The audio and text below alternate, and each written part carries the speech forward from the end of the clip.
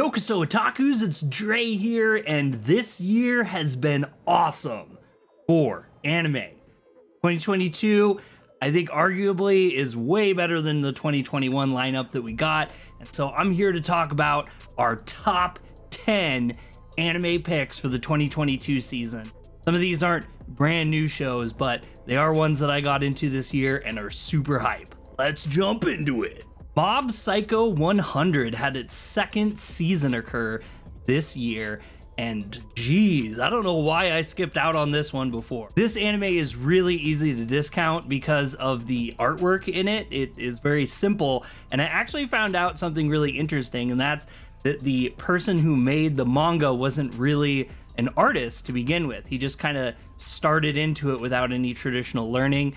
And we have actually got to see the artist grow as time went by in the manga, and now we're seeing the show, and it is awesome. I know it's a classic, but I am going to describe it a little bit. So it starts off with this character named Mob, who is absolutely shredded as far as his superpowers go. While the story is about an extremely powerful main character, it also is about his little ensemble cast that goes with him, including his mentor, who actually has no psychic abilities whatsoever. It actually lends to a lot of really interesting and at times deep moments that are both psychologically curious as well as a little bit heartbreaking at times. You kind of want characters to interact with certain ways with each other, or really just tell the truth about yourself. Yeah, I guess it does happen at one point, but we haven't got to see it just yet. Another really cool thing that I like that they do is they kind of do like these weird anime fusions, kind of like what we saw with Black Clover, how the style of everything will change during incredibly massive, epic, and huge moments. Definitely, if you like weird, quirky things, psychic powers, epic fighting, and some really interesting emotional themes, check out Mob Psycho 100. Number 2 on my list is BLUELOCK. Now, I never like sports animes whatsoever at all. Most of them, I don't know why, they don't sit with me. I've tried all sorts of stuff. Basketball ones, I've seen volleyball ones, I've seen baseball ones, I've even seen other soccer ones, but this one absolutely takes the cake. This is like a sports anime for people who just like anime. It doesn't matter if you like sports or not. First episode started off as an absolute banger, and the series just gets more and more and more intense. It almost feels like a crazy Squid Game with soccer players. I mean, this kid gets brought into kind of like this secret organization that is trying to create Japan's greatest sports player, and they do so by separating everybody out into ranks and breaking them down mentally and physically. It is intense. It has incredible moments. There's twists that start right off on the top that you just wouldn't expect, and it's highly interesting. The animation is great, the audio is great, the voiceovers are great. It's just a really good show. So if you're skipping out on this one because you don't think sports animes are for you, I really highly suggest just check this out. Like, watch like just 2 episodes and you will know whether you're gonna like this one. Another shockingly strange title on this list, number 3, is More Than a Married Couple, but Not Lovers. This sounds kooky, it sounds weird, and it sounds odd that I'd have it on my list of all things. I usually like psychological and deep animes, but this one is about a boy in kind of a little bit of a love triangle as he goes to this special schools class. In the class, they have to stay in a dorm with another opposite sex couple where they live as a married couple. The main character gets paired with a very popular girl who you can make a lot of assumptions about, and the interesting thing about this story is that none of those assumptions are going to be correct as you learn more about this person. And it is actually a very realistic depiction of how people are, which is really interesting for an ecchi type of anime. The characters don't get to pick who they're living in the dorms with. However, there is a caveat where if they go in the top 10, they can choose to agree to swap places with any other member of the top 10. A love triangle forms when you find out that the main character has a old flame from the past, a childhood friend, and that classic anime trope that gets along with him perfectly, and they both like each other quite a bit, though neither has really expressed their feelings outright to each other properly. The popular girl also has a popular guy that she's pining for very heavily as well. And so the two living together try to get into the top rankings while also hoping that their desired couple gets top rankings. They can make their switch. Things get a little bit complicated though as that goes on, and I am really interested in seeing where this goes. The one thing that I will say about this show is please do not watch the American dub of this show. The English dub of this show is really bad, and not just because the voice acting seems to be a little B tier sounding, but they have made a lot of significant changes to the script. I've seen both the subbed and the dubbed, and I can tell you right now, the changes are not good if you're a strong anime fan.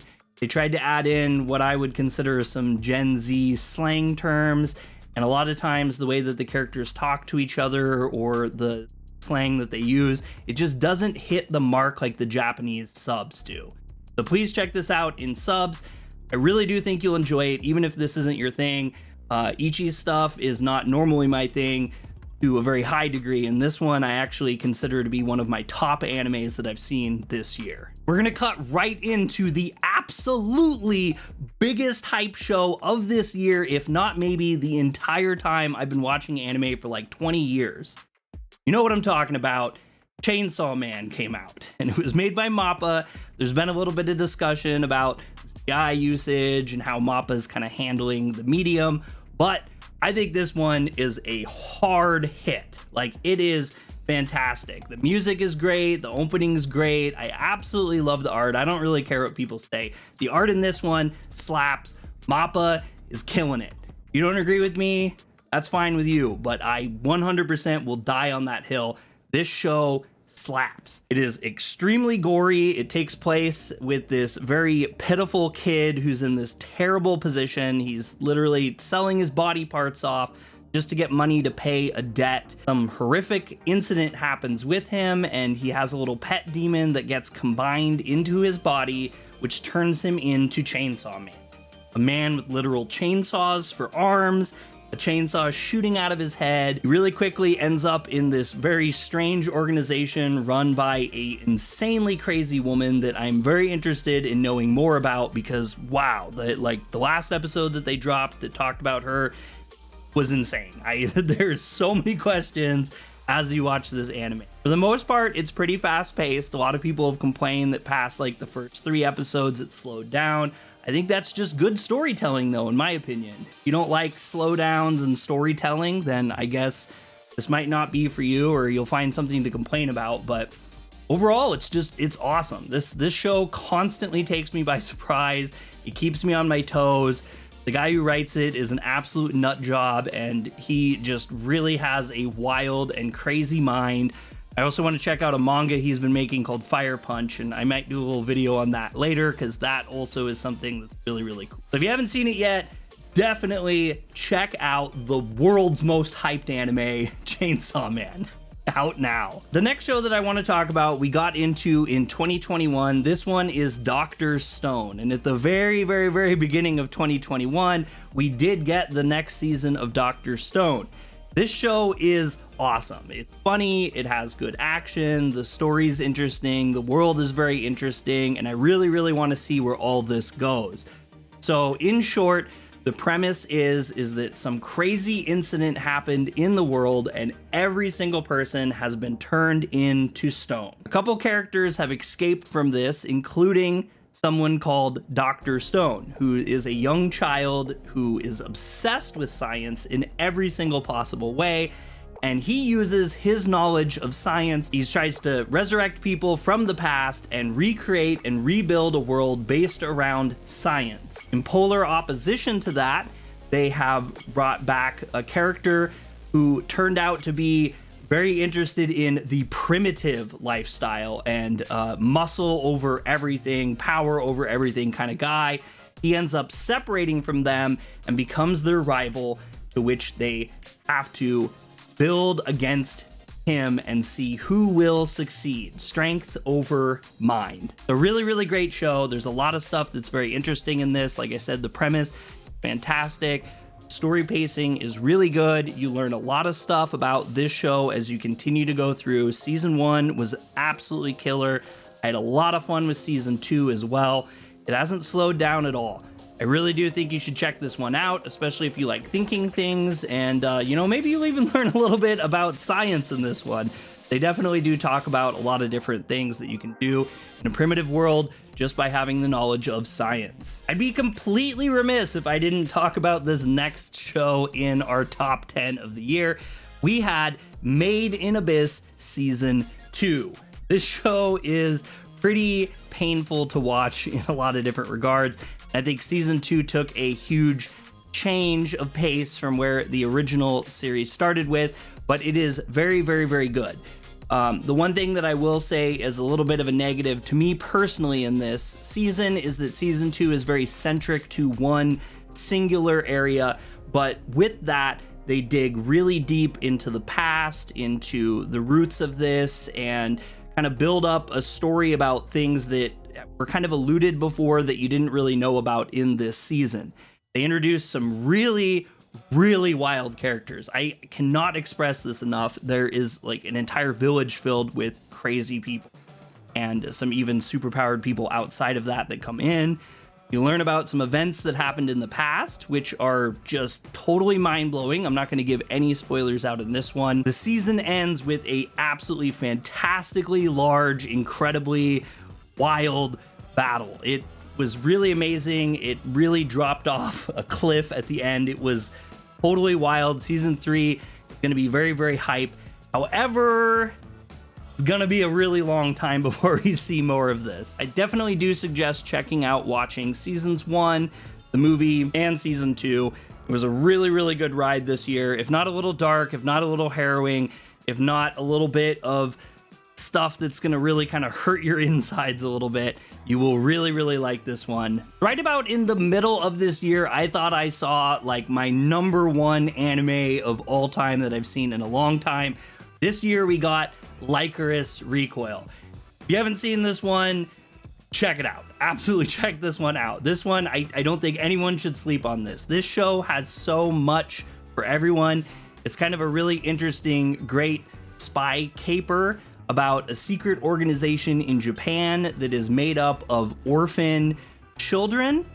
They are assassins who dress in schoolgirl outfits, and it is just a wild ride. There is all sorts of stuff in this anime.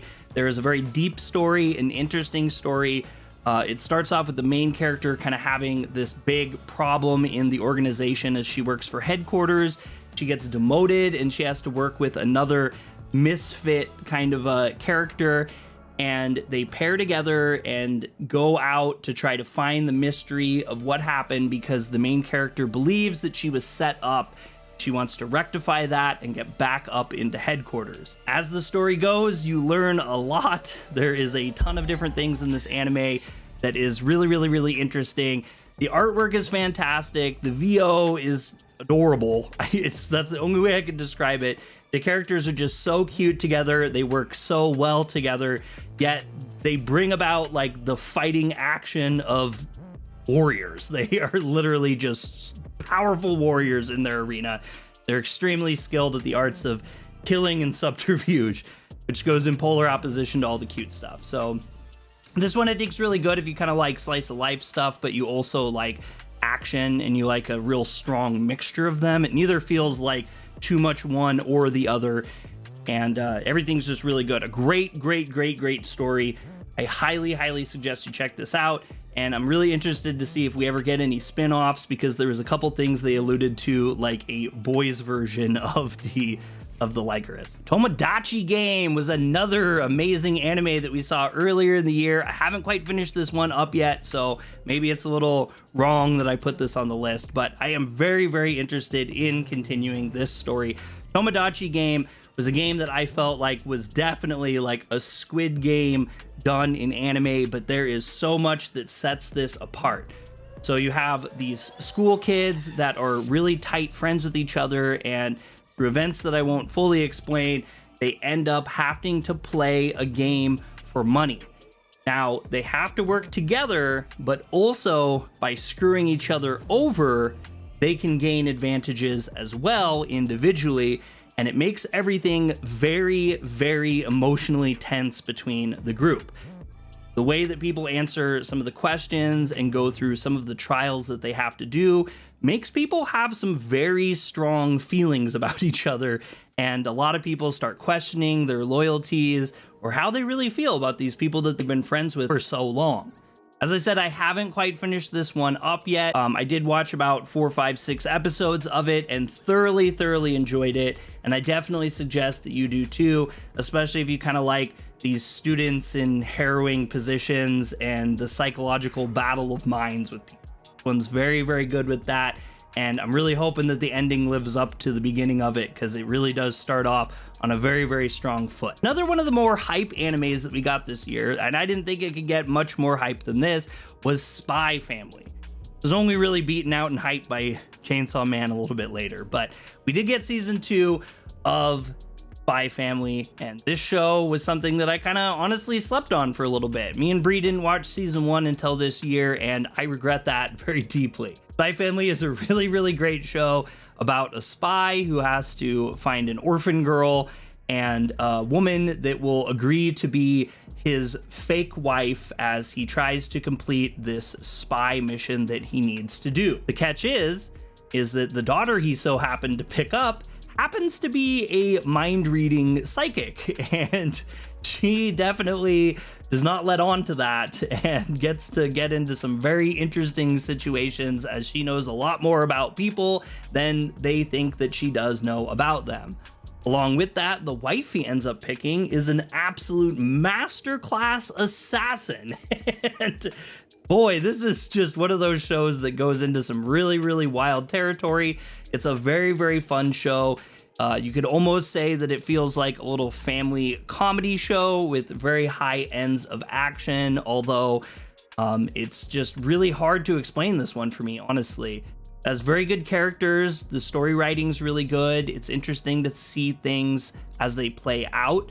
Some stuff's very surprising, and the episodes kind of go through the story in a really interesting way that kind of keeps you connected and engaged. I actually haven't seen season 2 yet. We're just about to finish season 1, but I look forward to it greatly, as I heard season 2 is absolutely masterful as well.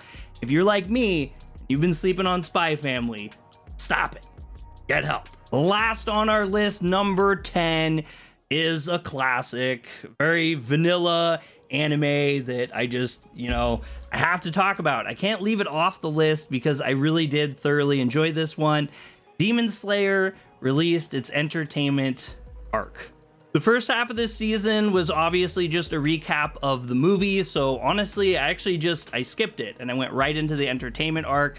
We get to see our main characters returning and some new ones added in. There is some really, really good ones in here. But honestly, I think that the prime peak moment of this anime story was the fight at the end. It was literally probably like half the season of episodes is just this epic fight. Some people do complain about it. They do feel like it's a little next time on Dragon Ball Z-ish. But I really didn't have a super big problem with it. Though we didn't watch this one week to week as much. I like to binge a couple of the episodes because, dang, some of these fights leave off on epic cliffhangers. This season continued the same as season 1 did, with some absolutely just jaw-dropping animation and fighting effects. I really can't say enough about this one. The entertainment arc was definitely just a whirlwind ride. It started off with some mystery and ended off with some vicious fighting. Really excited to see where it goes, because I think that we're leading into some of the really big topics of the show, so I'm ready for it. Last on our list, I want to bring up a little bonus edition, number 11. I want to talk about this one because I feel like nobody is, and it is a really weird one. Tokyo Mew Mew New.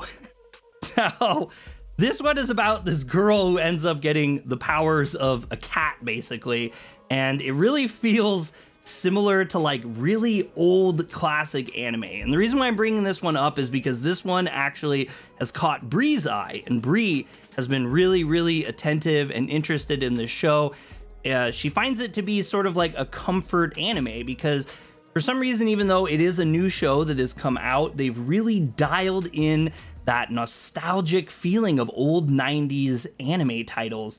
And it just, I don't know, just it really feels like watching Sailor Moon again for the first time, but like a long time ago. It is good, it is a lot of fun, and if you like campy old 90s style shows, probably more definitely geared to a female market, I really do suggest this one. It's a lot of fun. You should check it out. So that's it for our 2022 best animes. Now I know I missed so much stuff on this list. There's probably many more that you think is just shameful that I left off this list, and maybe even some that I put on this list you're mad about too. But I want to hear about it in the comments below. So let me know what you think down below. Have you been watching these shows? Do you think that this list is garbage? Do you like a lot of the stuff? Is there something you thought should have came in instead? Let me know. I'm Dre with Yokoso Otaku. If you like this content, hit the thumbs up. If you don't, hit the thumbs down. Subscribe for more anime news, reviews, and video games.